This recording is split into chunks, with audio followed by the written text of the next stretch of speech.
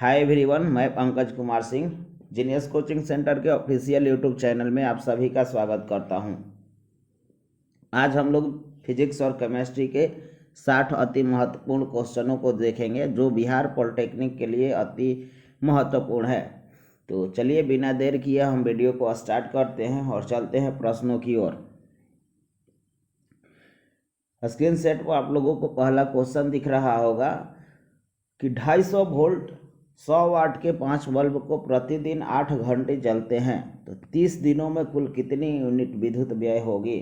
तो हम लोग देखेंगे कि एक बल्ब कितने वाट का है, तो P बराबर 100 वाट। एक बल्ब 100 वाट तो 5 बल्ब कितना वाट, तो 5 गुणे 100 वाट और कितना हो जाएगा, तो 500 वाट हो जाएगा। कितना वाट हो जाएगा, 500 वाट हो जाएगा। और 500 वाट प्रतिदिन 8 घंटे जलते हैं तो कुल कितना हो जाएगा, तो 500 गुणे 8 और कितना हो गया, तो 4000 वाट हो गया। कितना वाट हो गया, तो 4000 वाट हो गया। और कितने दिनों तक चलता है यही प्रक्रिया, तो 30 दिनों तक। तो आगे चलेंगे हम लोग। 4000 वाट गुणे 30 तो कितना होगा, 4×3 = 120,000 वाट। और जैसे ही हम इसमें 1000 से भाग देंगे यह यूनिट में बदल जाएगा। और देख रहे हैं कितना बच रहा है, तो 120 यूनिट।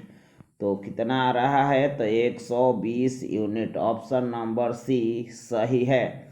तो आगे चलते हैं और क्वेश्चन नंबर 2 देखते हैं क्या लिखा है। हाइड्रोजन के विसरण की दर दूसरी गैस X के विसरण की दर से 4 गुनी है तो X का अणुभार होगा।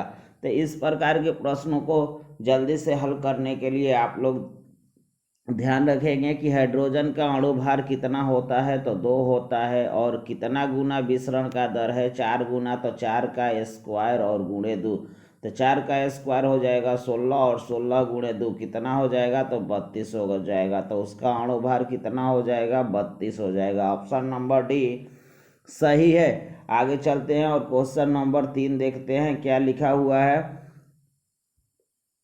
पृथ्वी पर एक सरल लोलक का आवर्तकाल 2 सेकंड है। यदि इस सरल लोलक को चंद्रमा पर ले जाया जाए तो आवर्तकाल का मान होगा। और कोष्ठ में लिखा हुआ है चंद्रमा पर गुरुत्वीय त्वरण पृथ्वी की अपेक्षा 1/6 गुनी है। तो हम लोग इसे सॉल्व कर लेंगे और देखेंगे कि कितना हो रहा है। यहाँ हम लोग T बराबर टाइम बराबर 2π√L/g का फार्मूला यूज करेंगे। और टाइम कहाँ पे, तो 1 हो जाएगा अर्थ पर और 1 कहाँ हो जाएगा, तो मून पर। तो TM लिख लेंगे हम लोग और कितना हो जाएगा, 2π√L/g। और समझने की कोशिश करेंगे, यह अर्थ पर है तो इसका गुरुत्वीय त्वरण GE हो जाएगा। और यह चंद्रमा पर है, मून पे है, तो इसका गुरुत्वीय त्वरण m हो जाएगा। और आगे चलते हैं। जैसे ही हम इनका अनुपात निकालेंगे तो 2π कट जाएगा, √L कट जाएगा और GM नीचे है तो ऊपर चला जाएगा। और क्या आएगा, तो देखते हैं। TE/TM बराबर √GM/GE। और GM के जगह पर हम लोग क्या यूज करेंगे, तो GE/6। यहाँ पर लिखा है 1/6 गुना है तो GE कट जाएगा। और यहाँ पर TE टाइम ऑन अर्थ पर दिया हुआ है, कितना है आवर्तकाल इसका, 2 सेकेंड है। तो TE के जगह पर 2 लिख लेंगे। और जैसे ही क्रॉस गुणा करेंगे तो TM बराबर 2 गुणे √6 और √6 का आप वैल्यू रख करके 2 से गुणा कर लीजिए और कितना आएगा, तो 4.9 सेकेंड आएगा। आगे चलते हैं और क्वेश्चन नंबर 4 देखते हैं क्या लिखा हुआ है। किसी मनुष्य के चश्मे की शक्ति +2 डायोप्टर है, उसकी दृष्टि दोष है। तो प्लस से सूचित होता है कि यह उत्तल लेंस है। और उत्तल लेंस किसके लिए उपयोग किया जाता है, तो दूरदृष्टि दोष। ऑप्शन नंबर बी सही है। आगे चलते हैं और क्वेश्चन नंबर 5 संवेग तथा बल में संबंध है। तो हम लोग जानते हैं F बराबर mv-mu और बटा में T। और जैसे ही आगे बढ़ेंगे हम लोग देखेंगे कि जैसे ही T यहाँ जाएगा तो F गुणे T हो जाएगा और बराबर MV माइनस MU। तो देखते हैं कौन सा ऑप्शन सही हो रहा है। तो यहाँ ऑप्शन नंबर डी सही है, F गुणे T MV माइनस MU। आगे चलते हैं, क्वेश्चन नंबर 6 देखते हैं क्या लिखा है। एक लेंस की शक्ति +6 डायऑप्टर है, लेंस की फोकस दूरी होगी। तो हम लोग जानते हैं F बराबर 1/P, तो यहाँ पर 1/6 निकालेंगे, यह मीटर में आएगा। जैसे ही 100 से गुणा कर देंगे यह सेंटीमीटर में हो जाएगा, तो 2 से भाग देंगे तो 3 हो जाएगा, और यहाँ पर भाग देंगे तो 50 हो जाएगा। 3 से 16 32, 16 तिया 48, तो 16 कुछ आएगा, जो ऑप्शन नंबर सी में है। तो 16.67 सेंटीमीटर। क्वेश्चन नंबर 7 देखते हैं। K2Cr2O7 में क्रोमियम की ऑक्सीकरण संख्या क्या है। तो निकाल लेते हैं हम। पोटेशियम का ऑक्सीकरण संख्या +1 होता है, तो 2 है तो +2 हो जाएगा। क्रोमियम को निकालना है तो 2 क्रोमियम है, मान लीजिए क्रोमियम का ऑक्सीकरण संख्या X है, तो यह 2X हो जाएगा। ऑक्सीजन का ऑक्सीकरण संख्या -2 होता है, और यह 4 है, तो 2 × -4 यह -8 हो जाएगा। और सभी ऑक्सीकरण संख्याओं का जोड़ 0 होता है। तो देखते हैं हम लोग यहाँ पे 2 + 2 और -8 घटेगा तो -6 हो जाएगा, और निकल के आ जाएगा 2x बराबर 6। 2 से कटेगा 6 3 बार में, तो x बराबर 3 सही है। तो x बराबर 3 सही है, ऑप्शन नंबर बी सही है। आगे चलते हैं और क्वेश्चन नंबर 8 देखते हैं। जब एक आवेशित कण एक समान चुंबकीय क्षेत्र की लंबवत दिशा में गति करता है, तो चुंबकीय क्षेत्र के कारण निम्न में से किस में परिवर्तन होगा। तो चुंबकीय क्षेत्र के कारण कण की गति में परिवर्तन आ जाएगा। आगे चलते हैं और क्वेश्चन नंबर 9 देखते हैं क्या लिखा हुआ है। निम्न में से किस तरंग की तरंगदैर्घ्य सबसे कम होती है। तो आप लोगों को पता है कि प्रसव्य तरंगों का तरंगदैर्घ्य सबसे कम होता है। क्वेश्चन नंबर 10 देखते हैं क्या लिखा हुआ है। लिखा हुआ है, दो प्रतिरोध जब श्रेणी क्रम में जो संयोजित किए जाते हैं तो 50 ओम का मान प्रदान करते हैं, और जब उन्हें समानांतर क्रम में जोड़ते हैं तो वह 8 ओम का मान प्रदान करते हैं। इन प्रतिरोधों का मान होगा। तो 50 ओम श्रेणी क्रम में है, तो हम यहाँ ऑप्शन से बना लेंगे, देखेंगे। यहाँ ऑप्शन नंबर बी से हम लोग चलते हैं और देखते हैं कि श्रेणी क्रम में 10 + 40 हो जाएगा हम लोगों का कितना, तो 50 ओम हो जाएगा, यह तो सही है। और आगे चलते हैं हम लोग श्रेणी क्रम वाला देख लेंगे। श्रेणी क्रम में कितना हो रहा है, तो 1/10 और +1/40, और आगे चलते हैं तो कितना हो जाएगा, 40 हो जाएगा। इसका एलसीएम 10 चौके 40, 4 हो जाएगा, 40 से 1 हो जाएगा, 4 1 5 हो जाएगा।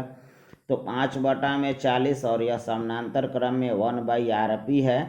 तो जैसे ही RP निकालेंगे यह मूव कर जाएगा, और RP बराबर कितना हो जाएगा, तो 40/5 हो जाएगा। 5 से भाग देंगे, यह 8 मरत में कट जाएगा, तो 8 ओम आ रहा है। तो कहीं ना कहीं ऑप्शन नंबर बी सही है। तो इस प्रकार के प्रश्नों को आप ध्यान रखेंगे कि ऑप्शन के माध्यम से सॉल्व करें, और यह जल्दी से हो जाएगा। क्वेश्चन नंबर 11 देखते हैं। किसी इंजन की शक्ति 1 अश्व शक्ति है, इसका अर्थ क्या है। तो 1 अश्व शक्ति का अर्थ होता है 746 जूल प्रति सेकंड से कार्य दर। तो देखते हैं ऑप्शन नंबर बी में लिखा हुआ है, इंजन द्वारा किए जाने वाले कार्य की दर 746 जूल प्रति सेकंड है। तो ऑप्शन नंबर बी सही है। आगे चलते हैं और क्वेश्चन नंबर 12 देखते हैं क्या लिखा है। किसी बिंदु पर किसी वस्तु से आने वाले ऊष्मीय विकिरण की तीव्रता उसकी दूरी के वर्ग के व्युत्क्रमानुपाती होती है। ऑप्शन नंबर डी सही है। जैसे जैसे दूरी बढ़ती जाएगी किसी भी ऊष्मीय विकिरण की तीव्रता घटती जाएगी। तो ऑप्शन नंबर डी सही है। क्वेश्चन नंबर 13 देखते हैं क्या लिखा हुआ है। 1 HP में कितने वाट होते हैं। तो 1 HP में 746 वाट होते हैं। 1 HP में कितने वाट होते हैं, तो 746 वाट होते हैं। क्वेश्चन नंबर 14 देखते हैं क्या लिखा है। तालाब के किनारे खड़ा व्यक्ति तालाब की तली पर मछली को देखता है। मछली को शूट करने के लिए निशाना लगाना होगा। तो यह अपवर्तन के कारण मछली सतह से ऊपर नजर आती हैं, अतः मछुआरे को मछली के नीचे निशाना लगाना होगा, कुछ नीचे। तो ऑप्शन नंबर बी सही है। आगे चलते हैं और क्वेश्चन नंबर 15 देखते हैं। एक प्रकाश की किरण वायु से द्रव में जाती है तो 15 डिग्री के कोण पर विचलित हो जाती है। यदि आपतन कोण 60 डिग्री है तो द्रव का अपवर्तनांक, तो हम लोग द्रव का अपवर्तनांक पढ़े हैं म्यू बराबर साइन आई बटा में साइन आर। और जैसे ही इसके हिसाब से निकालते हैं क्या हो जाएगा, म्यू बराबर साइन आई कितना पर आपतित हो रही है तो 60 डिग्री पर, और 15 डिग्री पर अपवर्तित होती है तो कितना हो जाएगा साइन 45 डिग्री। 60 का वैल्यू कितना होता है आप लोगों को पता है, √3 बटा में 2, और साइन 45 का 1/√2। तो मूव करेगा जैसे ही √2 नीचे ऊपर चला जाएगा। और या ऐसे समझिए 2 को √2 इंटू √2 2 बार लिख सकते हैं, 1 √2 कट जाएगा, √3 बटा में √2 बचेगा। तो ऑप्शन नंबर देखते हैं कितना आया है वैल्यू, तो √3 बटा में √2। तो देखते हैं √3 बटा में √2, ऑप्शन नंबर बी सही है। आगे चलते हैं, क्वेश्चन नंबर 16 देखते हैं क्या लिखा है। प्रतिरोध की इकाई होती है तो प्रतिरोध को ओम में मापा जाता है, ऑप्शन नंबर बी सही है। आगे चलते हैं और क्वेश्चन नंबर 17 देखते हैं क्या लिखा हुआ है। 5 ओम, 10 ओम एवं 15 ओम के 3 प्रतिरोधों को समानांतर क्रम में जोड़ने पर, तो समानांतर क्रम में जोड़ने पर क्या होगा, तो 1/5 प्लस 1/10 प्लस 1/15 एलसीएम निकालेंगे तो कितना होगा, 30 हो जाएगा। 5 छके 30, 10 तियाई 30 और 15 दूनी 30, तो कितना हो गया 6 3 9, 3 2 5 और 6 11 हो जाएगा। और वैल्यू कितना हो जाएगा 11/30। 11/30 1/RP होता है। जैसे ही RP निकालेंगे मूव कर जाएगा और RP बराबर कितना हो जाएगा 30/11, जो ऑप्शन नंबर बी में है। तो ऑप्शन नंबर बी सही है। आगे चलते हैं और क्वेश्चन नंबर 18 देखते हैं। किसी तार का प्रतिरोध इनमें से किस पर निर्भर नहीं करता है, तो तार का प्रतिरोध सभी ऑप्शनों को देखने पर पता चलता है कि इसमें आर्द्रता लिखा हुआ है, तो तार का प्रतिरोध आर्द्रता पर निर्भर नहीं करता है, तो ऑप्शन नंबर डी सही है। क्वेश्चन नंबर 19 देखते हैं क्या लिखा हुआ है। एक अवतल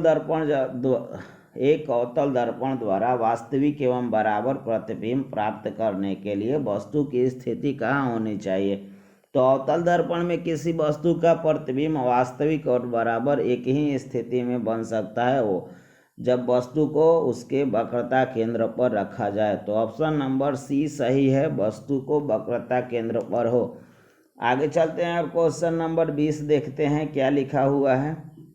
लेजर का विस्तृत रूप क्या है, तो लेजर का विस्तारित रूप है light amplification by stimulated emission of radiation, option number A सही है। आगे चलते हैं और क्वेश्चन नंबर 21 देखते हैं। एक अमीटर, तो एक अमीटर को श्रेणी क्रम में जोड़ा जाता है। एक वोल्ट मीटर को हमेशा डॉट डॉट में जोड़ा जाता है, तो अमीटर को श्रेणी क्रम में जोड़ा जाता है और वोल्ट मीटर को समानांतर क्रम में, ऑप्शन नंबर डी सही है।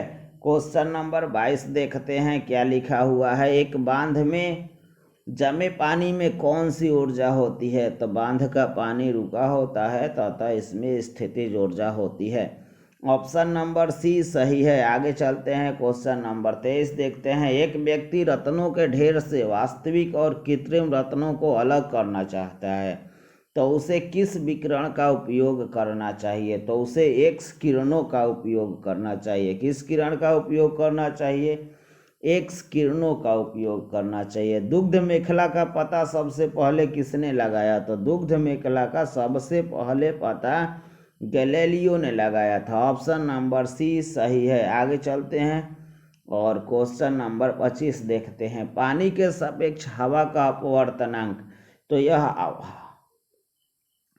पानी के सापेक्ष हवा का अपवर्तनांक का पता लगाइए। यहाँ हवा के सापेक्ष पानी का है, तो हम लोग जैसे ही पानी के सापेक्ष हवा का निकालेंगे तो यह अपवर्तनांक 4/3 हो जाएगा, 3/4 हो जाएगा, मूव कर जाएगा और ऑप्शन नंबर सी में सही है, तो ऑप्शन नंबर सी सही है। आगे चलते हैं, इसका ऑप्शन नंबर सी सही है। आगे चलते हैं और क्वेश्चन नंबर 26 देखते हैं क्या लिखा हुआ है। एक अवतल दर्पण की फोकस दूरी 15 सेंटीमीटर है। एक वस्तु को दर्पण से 15 सेंटीमीटर दूरी की रखने पर प्रतिबिंब कहाँ बनेगा। तो देखिए, फोकस दूरी भी 15 सेंटीमीटर है और वस्तु दूरी भी 15 सेंटीमीटर है। इसका अर्थ यह है कि वस्तु को फोकस पर रखा है। तो यदि किसी वस्तु को अवतल दर्पण के फोकस पर रखा जाए तो उसका प्रतिबिंब अनंत पर बनता है। आगे चलते हैं, क्वेश्चन नंबर 27 देखते हैं क्या लिखा हुआ है। एक कूलम्ब आवेश में इलेक्ट्रॉनों की संख्या होगी। तो यह क्वेश्चन कई बार हम लोग बना चुके हैं। और एक कूलम्ब में कुल इलेक्ट्रॉनों की संख्या 6.25 × 10⁻18 इलेक्ट्रॉन होता है। क्वेश्चन नंबर 28 देखते हैं। 12 ओम के प्रतिरोध से 18 वोल्ट की बैटरी जुड़ी हुई है तो कितनी धारा का प्रवाह होगा। तो हम लोग जानते हैं V बराबर IR होता है। जैसे ही यहाँ से I निकालिएगा आप V/R हो जाएगा। तो I बराबर V/R। तो देखिए V कितना दिया है, 18 दिया है, और R कितना दिया है तो 12 ओम। 6 दूनी 12 और 6 तेरी 18, 2 से 3 में भाग दीजिएगा तो 2 डेढ़ 3 1.5। और देखते हैं 1.5 ampere 1.5 ampere. Option number A सही है। दाब का एसआई मात्रक होता है। दाब का एसआई मात्रक पास्कल होता है। आगे चलते हैं, क्वेश्चन नंबर 30 देखते हैं क्या लिखा है। 36 ओम के एक तार को एक समान भागों में काटा जाता है, फिर समानांतर क्रम में जोड़ा जाता है। अब प्रभावी प्रतिरोध 1 ओम है तो n का मान कितना है। मतलब कि 36 ओम के तार को कितने भागों में काटा गया है। तो आप निकालिए और देखिए, इसका ऑप्शन नंबर सी सही होगा। अब 36 को 6 भाग में बांट दिया तो समानांतर क्रम में जैसे ही जोड़ेंगे 1/6 1/6 ये 6 बार हो जाएगा तो 6/6 हो जाएगा और कटेगा तो 1 ओम आ जाएगा। और ऑप्शन नंबर सी सही है। ऑप्शन नंबर सी सही है। 30 का ऑप्शन नंबर सी सही है। आगे चलते हैं और 31 नंबर क्वेश्चन देखते हैं हम लोग। सल्फाइड अयस्कों का सांद्रण होता है तो सल्फाइड अयस्कों का सांद्रण फेन प्लवन विधि से किया जाता है, झाग विधि द्वारा किया जाता है। आगे देखते हैं, क्वेश्चन नंबर 32 देखते हैं क्या लिखा है। इनमें से कौन सा कथन निम्नलिखित अभिक्रियाओं के लिए सत्य है। ZnO + CO arrow Zn + CO2। तो यहाँ देख रहे हैं कि जिंक ऑक्साइड से ऑक्सीजन निकल रहा है, अर्थात जिंक का अवकरण हो रहा है। तो जिंक ऑक्साइड का अवकरण हो रहा है तो ऑप्शन नंबर डी सही है। जिंक ऑक्साइड का अवकरण हो रहा है। क्वेश्चन नंबर 33 देखते हैं क्या लिखा है। निम्नलिखित में कौन द्विक्षारीय अम्ल है। तो जो भी 2H+ जल में टूटेगा तो सल्फ्यूरिक अम्ल में H2 है तो अतः यह द्विक्षारीय अम्ल है। रेडियो सक्रिय तत्व होते हैं तो रेडियो सक्रिय तत्व अस्थिर होते हैं। ऑप्शन नंबर सी सही है। आगे चलते हैं और क्वेश्चन नंबर 35 देखते हैं क्या लिखा हुआ है। जब पानी बर्फ में परिवर्तित होता है तो क्या होता है। जब पानी बर्फ में परिवर्तित होता है तो पानी की गर्मी निकल जाती है। क्या निकल जाती है, गर्मी निकल जाती है। क्वेश्चन नंबर 36 देखते हैं। चूना को धातु कार्यों में ... के रूप में प्रयोग किया जाता है तो इसका प्रयोग फ्लस्क के रूप में किया जाता है। ऑप्शन नंबर ए सही है। स्टेनलेस स्टील किन धातुओं का बना होता है। तो स्टेनलेस स्टील में आयरन, निकेल और क्रोमियम होता है, जिसमें आयरन की मात्रा 84%, निकेल की मात्रा 14% और बाकी क्रोमियम हो जाता है। आगे चलते हैं और क्वेश्चन नंबर 37 देखते हैं। क्वेश्चन नंबर 38 देखते हैं। बेकिंग सोडा का रासायनिक सूत्र क्या होता है। तो बेकिंग सोडा सोडियम बाइकार्बोनेट को कहा जाता है और इसका सूत्र NaHCO3। ऑप्शन नंबर सी सही है। एल्केन की अभिक्रिया किस प्रकार की होती है? तो अल्केन की अभिक्रिया विस्थापन में होती है। क्या होती है? तो अल्केन की अभिक्रिया विस्थापन से होती है। आगे चलते हैं, निम्नलिखित में कौन रेडॉक्स अभिक्रिया है? तो जैसा कि आप लोग 10 क्लास में पढ़े होंगे, H2+Cl2 एरो 2HCl एक रेडॉक्स अभिक्रिया है। आगे चलते हैं, क्वेश्चन नंबर 41 देखते हैं। कार्बोक्जिलिक अम्ल में उपस्थित रहता है। तो कार्बोक्जिलिक अम्ल में COOH उपस्थित रहता है। ऑप्शन नंबर सी सही है। COOH उपस्थित रहता है। ऑप्शन नंबर सी सही है। आगे चलते हैं, क्वेश्चन नंबर 42 देखते हैं क्या लिखा हुआ है। एल्कीन का सामान्य सूत्र क्या होता है? तो एल्कीन का सामान्य सूत्र CnH2n। ऑप्शन नंबर ए सही है। धातु जोड़ने का टाका किन धातुओं का मिश्रण होता है? तो यह लेड और टीन का मिश्रण होता है। ऑप्शन नंबर ए सही है। आवर्त में बाएं से दाएं जाने पर अवयवों के ऑक्साइड का अम्लीय गुण बढ़ता जाता है। तो ऑप्शन नंबर बी सही है। इनमें से कौन सबसे ज़्यादा सक्रिय हैलोजन है? तो फ्लोराइड सबसे ज़्यादा सक्रिय तत्व है। ऑप्शन नंबर ए सही है। तो आगे चलते हैं और क्वेश्चन नंबर 46 देखते हैं क्या लिखा है। 16 मिली हाइड्रोजन का मिश्रण 100 सेकेंड में होता है। उसी समय अर्थात सेम है तो SO2 का विसरण का आयतन होगा। तो आयतन निकालना है तो हम लोग फार्मूला यूज करेंगे, V1 बटा में H लिख लेंगे, यहाँ हाइड्रोजन का होगा तो VSO2 और बराबर इन दोनों का द्रव्यमान का अनुपात तो MSO2 और बटा में MH लिख लेंगे, हम लोग MH लिख लेंगे। तो मास ऑफ हाइड्रोजन के हिसाब से निकालेंगे और बैठाएंगे। VH के जगह पर कितना दिया है तो 16 मिलीलीटर और SO2 का नहीं दिया है तो आप X मान लीजिए और MSO2 का अणुभार आप निकालिए कितना आ रहा है और पूरा देखते हैं और एक बार में लिखते हैं। 16 बटा में X और बराबर अंडर रूट SO2 का अणुभार 64 आ रहा है और हाइड्रोजन का अणुभार 2 आ रहा है और 2 से भाग देंगे हम लोग यहाँ पर तो कितना हो जाएगा। 2 से भाग क्या देना है, 64 का वर्गमूल निकालिएगा तो 8 हो जाएगा और नीचे से क्या है अंडर रूट 2 है और जैसे ही x निकालेंगे हो जाएगा 16 अंडर रूट 2 और बटा में 8 तो 8 दूनी 16 तो 2 अंडर रूट 2 आ गया। कितना आ गया तो 2 अंडर रूट 2 आ गया। 2 अंडर रूट 2 तो आप यहाँ पर 2 गुणे अंडर रूट 2 का मान 1.4 रखिए और गुणा करिए तो 2.828 हो जाएगा और देखते हैं कि ऑप्शन नंबर कौन सही है। 2.828 तो ऑप्शन नंबर सी सही है। आगे चलते हैं और क्वेश्चन नंबर 47 देखते हैं क्या लिखा हुआ है। 10 ग्राम पानी तथा 5 ग्राम CO2 में उपस्थित अणुओं का अनुपात। तो अनुपात निकालना है तो आप पहले तो H2O का अणुभार निकालिए कितना आ रहा है। तो H2O का अणुभार हम लोगों को 2 और ऑक्सीजन का 16 2 18 तो इसका भार कितना हो जाएगा 10 बटा में 18 और गुणे अणुओं की संख्या को हम मान ले रहे हैं कि n है और वही एवोगाड्रो वाला ये लिखिए एवोगाड्रो वाला। और CO2 का अणुभार कितना हो रहा है तो कार्बन का 12 और ऑक्सीजन का 16 16 32 10 42 42 2 44 तो कितना हो जाएगा यहाँ पर 5 बटा में 44 और अणुओं की संख्या कितनी है तो ए से ए तो कट गया, जो बचा यही बचा, यह 10 है तो यहाँ मूव कर लेंगे एक बार कितना हो जाएगा तो 10 गुणे सबसे नीचे ऊपर चला जाएगा और 18 गुणे कितना हो जाएगा 5 हो जाएगा तो 5 दूनी 10 2 हो जाएगा, 2 से यह कटेगा 9 4 बटा 9 हो जाएगा,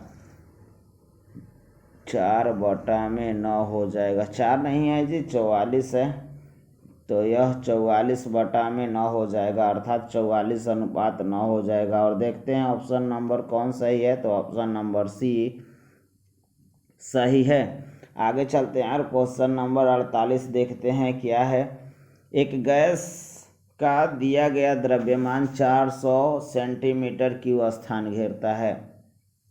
आयतन दिया है V1 बराबर दिया है 400 सेंटीमीटर क्यूब। और आगे चलते हैं। जब गैस पर दाब 1 वायुमंडलीय हो तो प्रेशर कितना है, तो 1 वायुमंडलीय दाब है, तथा तापमान 7 डिग्री सेल्सियस, तो T बराबर 7 273 के हिसाब से 280 हो जाएगा। केल्विन में चेंज कर दिए हम। और आगे चलते हैं। दूसरा गैस है तो उसका आयतन निकालना है, तो हम उसे V2 लिख रहे हैं। और प्रेशर कितना है, तो 1.25 है। और टेम्परेचर कितना है, तो 77 डिग्री है। तो आप जोड़िए 273 और 273 प्लस आप लोगों को कितना डिग्री दिया है, तो 77 डिग्री कितना हो जाएगा, तो 350 केल्विन हो जाएगा। कितना हो जाएगा, तो 350 केल्विन हो जाएगा। और अब सब कुछ नोट कर लीजिए और आगे चलते हैं। और उम्मीद है कि आप लोगों ने नोट कर लिया होगा। और एक फार्मूला देखते हैं। यहाँ पर P1 V1 बटा में T1 और बराबर E2 V2 बटा में T2। और सबका वैल्यू बैठाएंगे। यहाँ पे हम लोग कितना कितना आया है निकाले हुए हैं पहले से। P1 के जगह पर प्रेशर कितना है 1, और V1 उसका आयतन कितना था, तो 400 था। और नीचे से टेम्परेचर कितना आया उसका, तो 7 तो 273 और 7 280। आगे चलते हैं और कितना है देखते हैं। 1.25 और प्रेशर है। और हम लोगों का P1 हो गया। और V2 यहाँ पर नहीं दिया है, तो आप V2 लिख लीजिए। और नीचे से T2 कितना आया था, तो 350। जैसे ही V2 निकालेंगे 350 ऊपर चला जाएगा और 1.25 नीचे चला आएगा। तो आगे चलते हैं, देखते हैं क्या हो रहा है यहाँ पे। जैसे ही V2 निकालेंगे आप, तो वहाँ पे 400 गुणे 350 और नीचे कितना आ रहा है 280 और गुणे 1.25, तो दशमलव हटाइएगा तो यहाँ 100 हो जाएगा। और यहाँ पर 125 है, तो 25 चौके 100 4 बार में कटेगा। और 25 5 125 5 बार में 0 से 0 कटा। और देखते हैं और कुछ कट रहा है कि 4 से 4 7 28 7 बार में, और 7 5 35 पूरा कट गया। और कितना बचा, तो 400 बचा। देखते हैं ऑप्शन नंबर कौन सही हो रहा है। 400 ऑप्शन नंबर सी सही है। आगे चलते हैं और क्वेश्चन नंबर 49 देखते हैं क्या कह रहा है। अभिक्रिया Fe plus CuSO4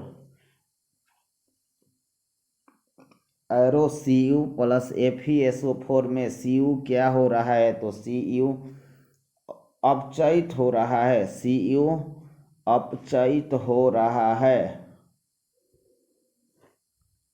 option number A सही है।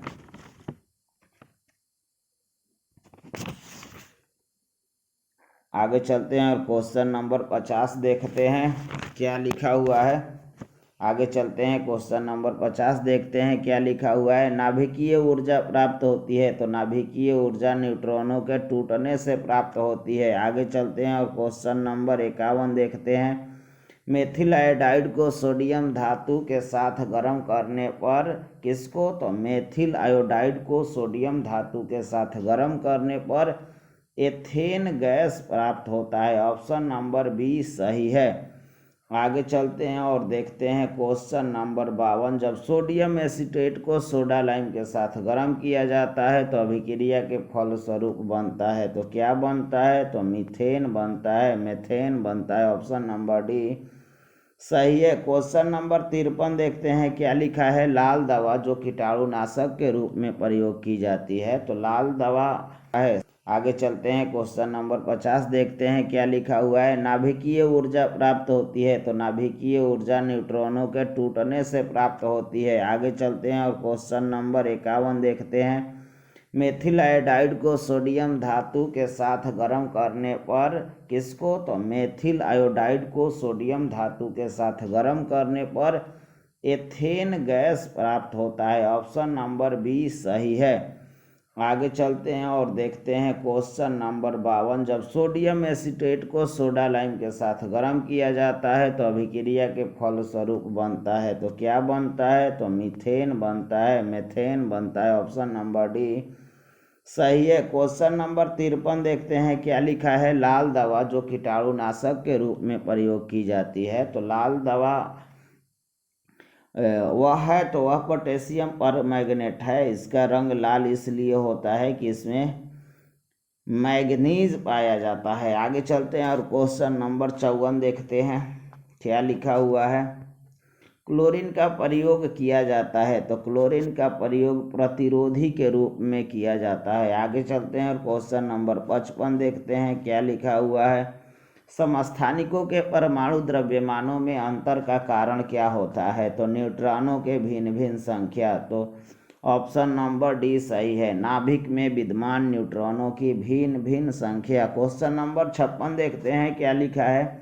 एक पदार्थ रेडियो एक्टिविता तभी प्रदर्शित करता है जब उसके परमाणु में होते हैं, तो अस्थायी नाभिक होते हैं तो वह रेडियो एक्टिविता प्रदर्शित करता है। ऑप्शन नंबर डी सही है।